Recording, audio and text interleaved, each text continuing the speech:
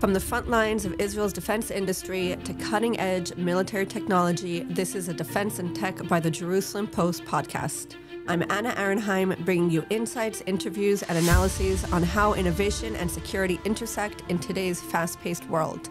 And today I'm sitting down with Alon Unger, a leading drone expert here in Israel and around the world, and the founder of the upcoming UVID conference. The 13th annual UVID conference is taking place next week at Expo Tel Aviv.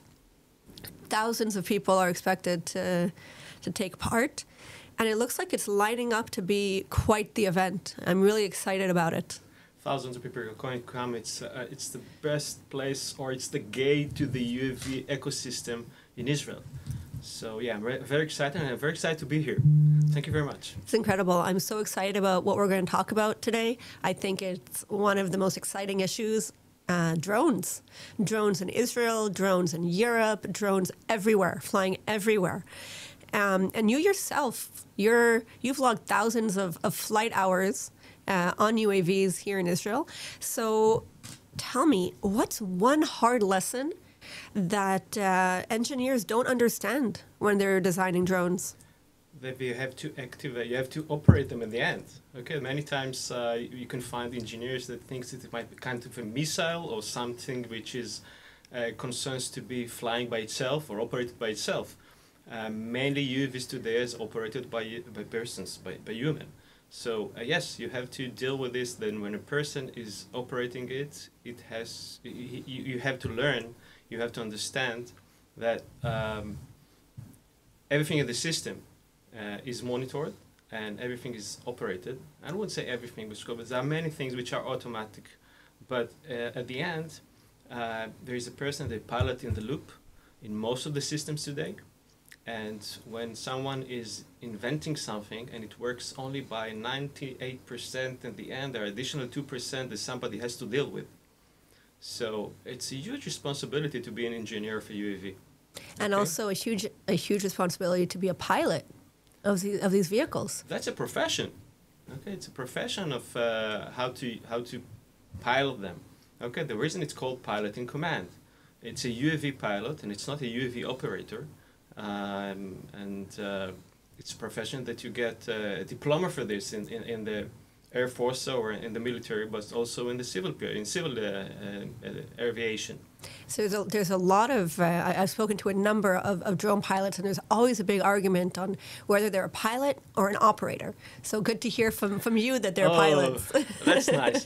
Again, it's interesting, but it's a main issue in Hebrew. Okay, I would say that in English, in the world, it's understood that it's a pilot because it's a profession. Mm-hmm. Sometimes in Hebrew, you misunderstand the word pilot as a kind of, I would say, not just a profession, but also a status. Mm-hmm. Okay? A pilot is a profession. So in Hebrew, if you speak about what is the right word in Hebrew for piloting UAVs, then it's a pilot. And if you leave the status aside, then it means that this is your profession. And this is the way it's written in the world. In Hebrew, we made some changes 25 years ago in the Air Force. Okay, we call them metis, which is a kind of a pilot who command things. Okay, and who changes to operator, which I think that today it's a mistake. So Israel has been flying drones for 50 years in the Israeli Air Force. 50 years later, we still don't see drones over Tel Aviv. So what's the biggest bottleneck that we see in terms of that mass adoption? Is it regulation? Is it education? Is it something else entirely different? I'll get to the answer, but one single thing which is important is not just the Air Force, okay? It's the whole defense forces. It's run by the ground forces as well the last years. For many years, it was concerns to be that the regulation are the more restricting thing. But lately, we can see that it starts to develop and open. I would say that today there are two main things that are kind of a bottleneck. The first one is how to be a company, how to gain money from this. Okay, what is the finance? What is the finance built, or the finance structure that a company like this should work with? For example, like Pizza Hut delivering pizza with a drone? like Pizza Hut delivery with the drones is a financial issue, how to gain money from this, and depends where you're doing it. But I would say that on the other hand, if we will start solving this, and sometimes there are services that are sold regarding this challenge, then the next challenge, which I think it's a major challenge, is the issue of how us as a society allow this technology to enter. Okay, and how do we do it professional? Like we have technology of bicycles. Okay, it took a while it took us a while to understand that we should have lanes, and there should be some way to work with this as a social, not just as a regulation. Right, and recently we also saw that the country has now regulated electric bike owners to have license plates. Exactly. Yeah. But this concerns to be that not just a regulation, but it's also, as I see it, was a social way to adopt it. Regarding UAVs, it takes a while to adapt this technology, and if you, for example, if you would have seen UAVs in the skies here, delivering whatever it is, you probably would have said, is it safe enough? Privacy is working well. What if somebody is doing this but is not allowed, and etc., etc. So what if it falls? What if it falls? Yeah. Now, if I would tell you that it's safe enough, again, you would have many questions to ask whether this technology can be adapted. So I think that it's an issue of, again, financial issue going through regulation, but ends in the way that we adopt it as a social. Mm-hmm. So I want to go back to another angle, away from a social adoption of UAVs in the skies over Israel. And I want to look out on a more global perspective.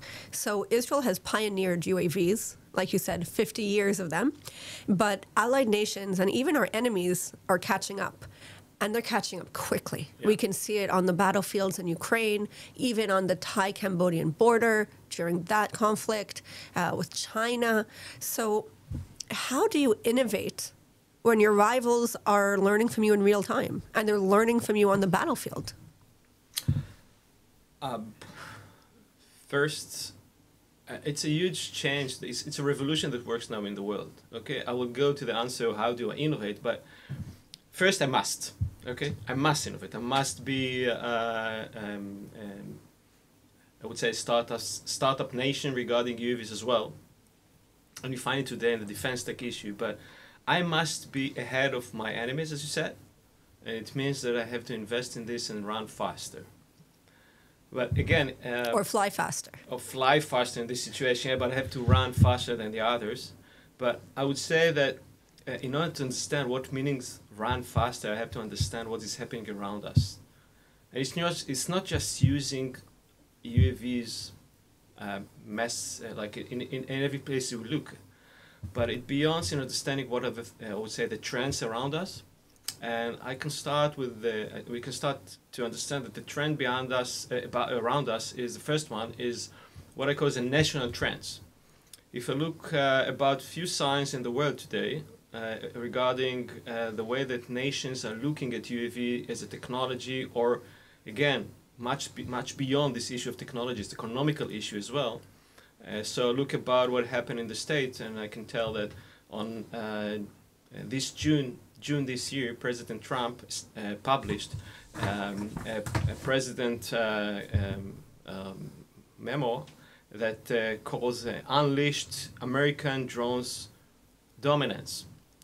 And he commanded, he's president, yeah? He's a commander-in-chief, he's commanded his forces for a very short and sharp plan how to become dominant again in the world. And it's not just the issue of security or defense. I would call it an economical war as well, between America, China, Russians, and Turks, and whoever on the globe that wish to become a dominance in this as well. And when we're talking about drone dominance, it's a drone dominance, and again, I think it's not just the issue. It's also the issue of economical struggle. Right. But beyond this, we can find that in NATO, the defense budgets are growing up from 2% to 5%. And this And is they're getting there quickly. And again, it's a program that has to run until 2035. But if you speak about quickly, so President Trump said quickly means 120 days or 180 days for this program. But again, if you look about additional trends, so if you look about what is happening regarding technology in the world, and it's becoming a revolutionary thing, and not just a revolution. Usually we spoke about technology as evolution. On the last 2-3 years, it's becoming a kind of a revolution. Okay, it's when we speak about technology, we can speak about changing the words from communication to spectrum issues, which is much larger approach to communication. And for our listeners, can you explain what spectrum is? What is spectrum dominance? Yeah. When we speak mainly about communication, what I have in mind is how to connect with my system. It will be good enough, fast enough, without latencies. No jamming. No jamming, far enough. I would say satellite communication. That's when we speak about communication. When I speak about the spectrum, it means that I have to understand. Again, it's much more than just communication stream. We speak about GPS and jamming, and I speak about my communication on the other communication. We can also speak about cyber as part of this. That's a very important part, the cyber aspect. Yeah. So it's changing from communication to spectrum. Beyond this, we can see a huge technology change regarding materials and 3D printing. And can you build a whole drone with a 3D printer? Yes. Wow. And it's becoming more and more, I would say the technology is growing faster, is advancing. Most of the things we're speaking about here would be on the next week on UVID, okay? and this is not an advertisement, it's reality. Yeah. Okay? So it's materials and 3D printing, and it's materials from what you made your aircraft. Beyond this is the things that it's about energy, it's about batteries. Again, things are changing fast, and be in the air for long endurance is becoming more and more critical. It's about AI, of course, and all this issue of what do you see, how do you manage your aircraft in the air, and again, how to use less human in the loop. Okay, we started the conversation about man in the loop, right, human in the loop. Right. Okay, so there is a huge investment in this issue, how to become more autonomy. But that's only the second trend. We speak about the additional trend, which is very important. If you look about what is happening around us regarding, for example, I call it companies out of the box. Mm-hmm. Okay, we can see what is happening with Elon Musk, but beyond this, it's the issue of what is happening with Unreal. Right. And what happened the last 2 years, I would say mainly the last 2 years in Israel, during the war, was a huge investment in innovation. And it built a different organization of companies. Okay, there are companies that are working, I would say, out of the box, and they are the hot stuff, like Unreal. Okay? I visited a drone company earlier in the week, and they were telling me that they went from idea to prototype in 9 months. Exactly. And they were flying their prototype on month 9. And I was like, that's crazy. That's exactly what the world is looking for. So Unreal took an advantage of having UCAV. UCAV is unmanned combat aerial vehicle, and it took them 500 days to take off. Wow. It's crazy. Okay, so I would say this is part of the environment that is changing today. And it's changing all over the world. It's changing around us, and what I'm saying is that the cheese has moved, and it's moved rapidly. So Israel as a nation should understand, or we have to understand as, I would say, the community, that the world is changing around us regarding specifically UAVs. And if we wish to maintain our dominance, and you ask about dominance, about running faster, we must have kind of a national approach, like the Americans are doing today.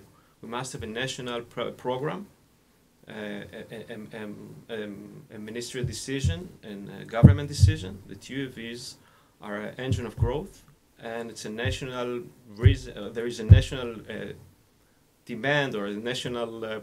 There's a need for it. There's a national need for it. There's a national need for this, I would say, the success or the capabilities of UAVs as it was 50 years, the last 50 years.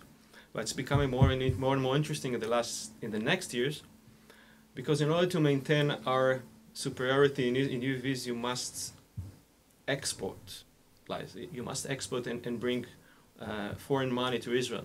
And you also have to invest in the mines that are going to bring in, to bring that in. So you've argued, and one part of UVID is taking part in Yerucham, and it's focused really on education.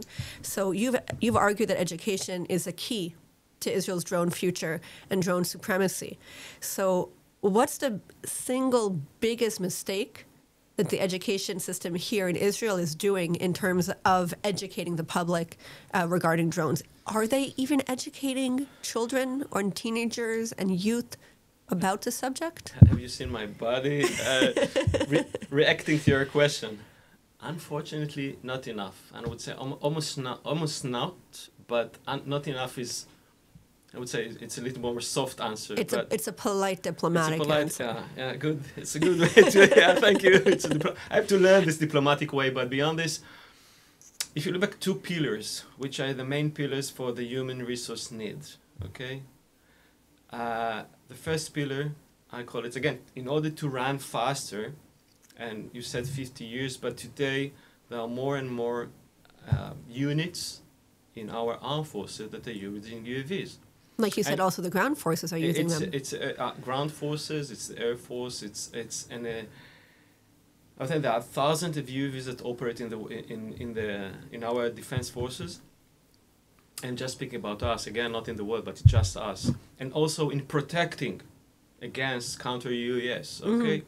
So today, the defense forces needs thousands of people that understand UAVs, okay? It's not just pilots, but it's also technicians, it's also people who deals with integration, the project.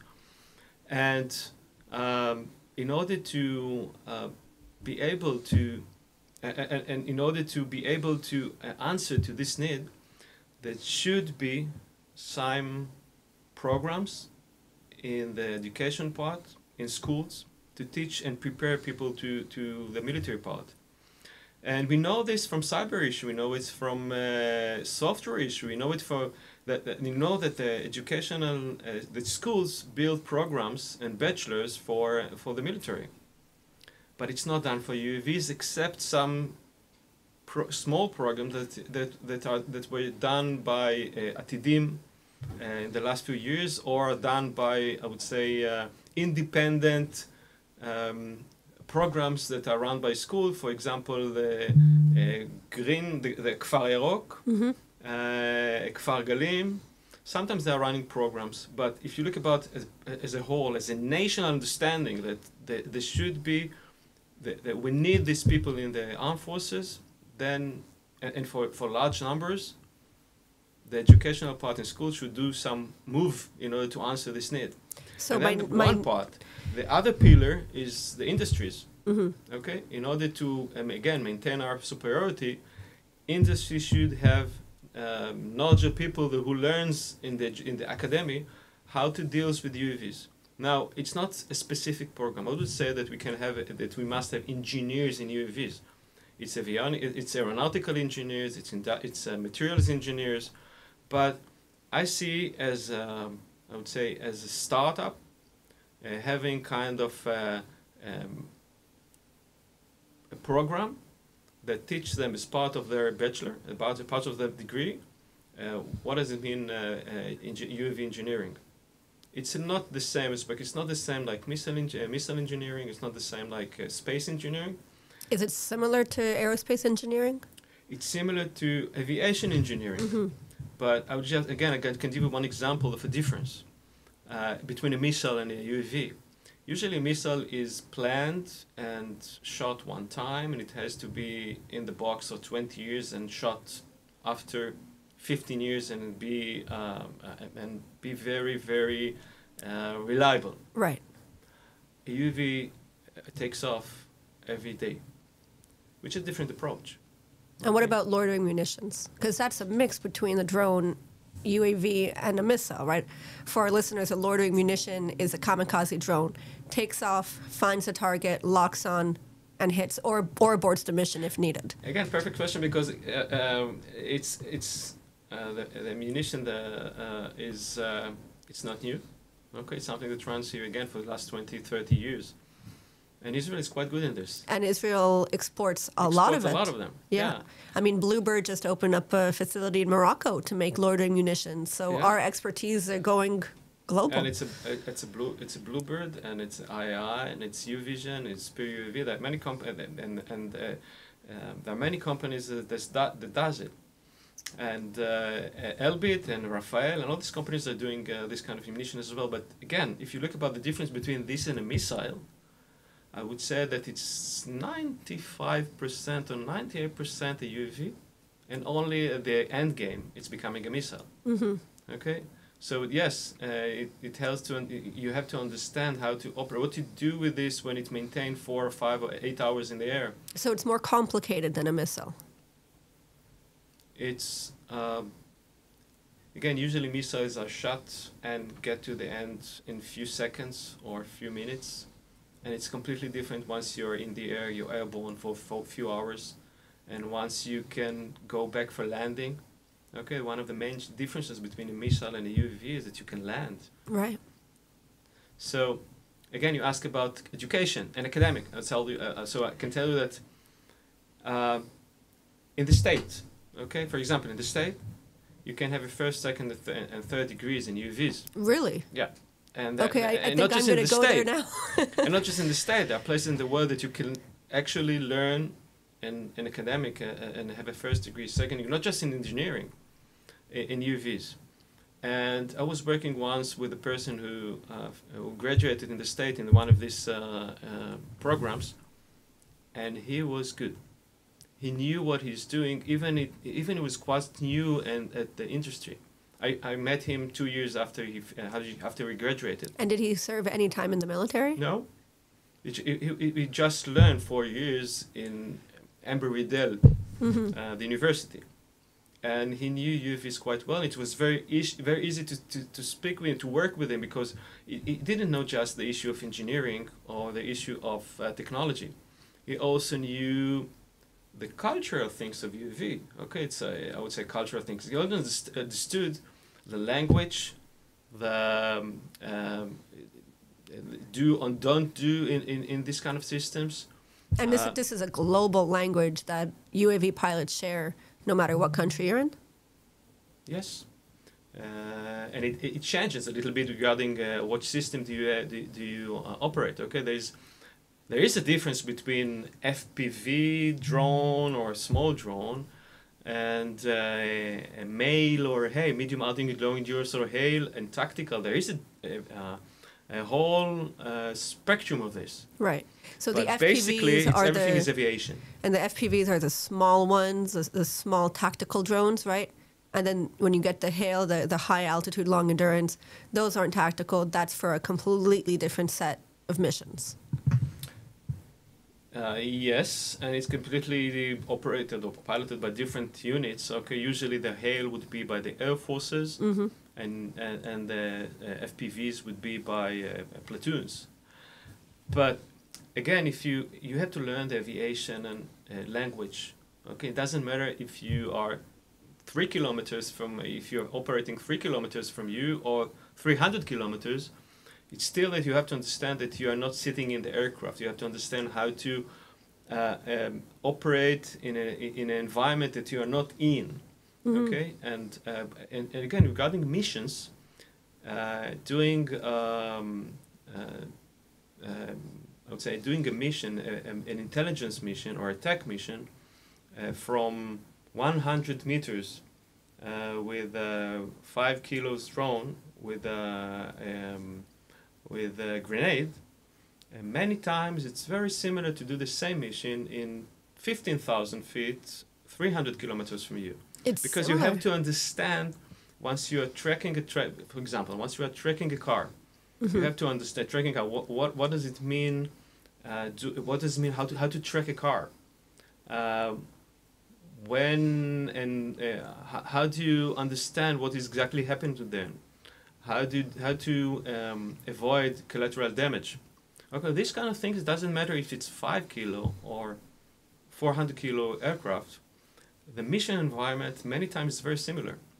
So again, if you think about how do you teach, how do you teach this pilot to not just to operate the aircraft but also to do a mission, many times you find common areas between the two things, although it's a different kind of systems. And that's again something you're going to talk about at UVID in Tel Aviv and also in Yerucham. So my next question is, if drones were to disappear tomorrow, what is the industry that would be hit the hardest? When we're talking about the civilian world, the military world, I mean, we spoke earlier about how it's not just the military using drones. Is there a specific civilian industry that might be affected if they just disappeared, fell out of the sky all at once? We're just at the edge of the beginning of the use of the civilian parts in UAVs, okay, and civilian use in UAVs. I call it the smart solutions, and the potential is huge. We didn't even scratch it. It would be on agriculture. It would be on infrastructures, on buildings. How to monitor buildings, how to monitor. I would say also, I call it as a different. There is a difference between defense and security. Okay, it's a part of security and safety. It's something that is a dual use issue, which is not a defense issue. It's a homeland security issue. It's a homeland security, but. Again, the use of UAVs today on the civil part, which is not a defense, which we spoke mostly on our conversation, is just approaching. Now, we forgot it a little bit in the last 2 years, or 2 years in Israel, but say 3-4 years also in Ukraine. But the world has moved forward also in the civilian part, and today you can find more and more use of this, again, in agriculture, and how to monitor buildings. What about monitoring traffic? Because I remember when I was younger that people used helicopters to report about the traffic. We don't use helicopters to report about traffic. Can we use drones? It's mainly used by cameras. By cameras, which is good as well. But again, if you look about I think about potential, and when I look forward, and I think it will be. I hope in 10 years from now, I believe that all the cargo aviation would change and move to unmanned systems. Now, it's something that we don't deal with this now. It's an issue of it's a huge issue that runs by the huge companies. Okay, it's a Boeing issue, it's Airbus issue. But if you look about the concept of cargo aircraft. Cargo commercial aircraft, you can say, what is the reason all this aircraft is operated by or piloted by three people, and it's still manned? Just like we saw with what happened with DHL a few weeks ago, unfortunately, in Louisiana, a cargo plane crashed, killing the crew. Yes. Now, today, these 3 persons that are pilots in this aircraft, they're taking 25% of the potential space in the aircraft for these 3 people. Okay, there's a lot of restrictions that are done because it's operated by people, by pilots, and I see in the next 10 to 15 years the beginning of a change in the commercial aircraft, cargo aircraft, that it will become unmanned. But there will still be that human in the loop. On the ground. Right. It will be human in the loop on the ground. But again, if you go back to what is the change technology now, in order to be able to do these things, we must have a good communication spectrum. Okay, we must deal with the way that you command and control these systems. We must deal with regulation, safety, and these kind of things have to come together. And education. And education. And education. Okay. But this is what I look forward in the next years. If you asked about what will change. I wanted to ask a rapid question. A rapid question. I don't want you to think. Yeah. I just want you to spit out your answer. What is the biggest drone myth that you want to bust right now? That the people are not in the loop. That the human is not in the loop. I call it that it's, in English, it's the man in the unmanned system will make the difference. Mm-hmm. Today we call it an ad crud, but in Hebrew it sounds better, okay? I'll say it in Hebrew for our audience in Hebrew, okay? In Hebrew it's בזכות האדם שבכתבם. For English, let's just say that in English. I'll say it in English, it's because of the unmanned, it's the human in the unmanned system that will make the change. Mm-hmm. Now, it has. There are trends that are trying to change it. Okay, again, if we look on the future, most of the things will become autonomous, but many technical things. Okay, once we speak about, you asked about engineers. Mm-hmm. You ask about decision making. You ask about the armed forces. In most, when you look forward, even many years from now, I believe it will be the person behind the armed system that will make the difference. And I call UVID as again one of the things I'm proud of. It's a community stuff, and I call it the soul tree. UVID is the soul tree of the Israeli ecosystem of UAVs. And also bringing in all the guests from all around the world, from dozens of countries coming in to learn from the Israelis, to learn from the experiences. Everything is doubled this year. We have doubled we have doubled the companies that are coming. Mm-hmm. Okay. You've doubled the days. We've doubled the days. Yeah, but I would say no. We didn't. We didn't double the days. You did it differently. We did it differently, but there are more than double the companies. The exhibition area is more than doubled. The number of people are the audience that are coming are more than. It's not doubled, but it's almost, and it's really amazing. But again, all these people there that are coming to an event that it's not just a commercial one, it's not just a professional one, it's also a meeting of a community. Mm-hmm. We spoke about 50 years. There are many hugs in UVID, not just handshaking. And this is what makes the energy so good there. And also we spoke about a shared culture, right? It doesn't matter if you fly in America, if you fly in any NATO country in Europe, if you fly in Israel, it's the same culture. At the end of the day, these UAVs are making a huge difference on the battlefield, a huge difference in civil society as well. And I think what I'm most excited about for UVID, and it won't be my first time attending UVID, I have to say. That's new for me. Good. It's new. But I'm very excited for the lineup. I have to say, I took a look at it, and the brain power, the individuals talking, I don't think that you have to understand Hebrew to understand how extremely interesting this event is going to be. I'm very excited for it. So, Alon, thank you. Thank you so much for joining us. Let's just mark something which, again, is for our English listeners. Mm-hmm. Okay? We have a perfect English translation in UVID. Yes, the reason it's in Hebrew because 95% of the people are coming from Israel. Mm-hmm. And I find it very reasonable to do it in Hebrew. But beyond this is a very international event.